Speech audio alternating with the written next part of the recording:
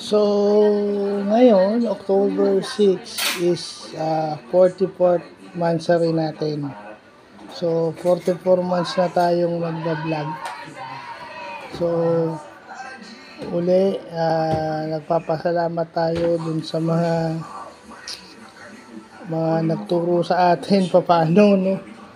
Iilan lang naman yon yung kakatingin natin sa FB Live, mga reels nila, FYP, o yung SFY, kumbaga sa Instagram.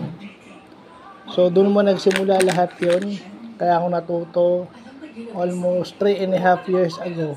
So, yun na yun. So, doon sa mga itatag natin na ilan, yun lang naman talaga inspirasyon natin sa vlog. So, 44th monthsary ng ating pagiging vlogger na pinagpapasalamat natin dahil dito natututo tayo mag-explore yung ating mga ginagawa naiba-vlog natin, yung ating mga opinion na-express natin na minsan hindi rin sang-ayon yung iba pero okay lang, entitled sila sa opinion nilang ganun, no? So yun lang po.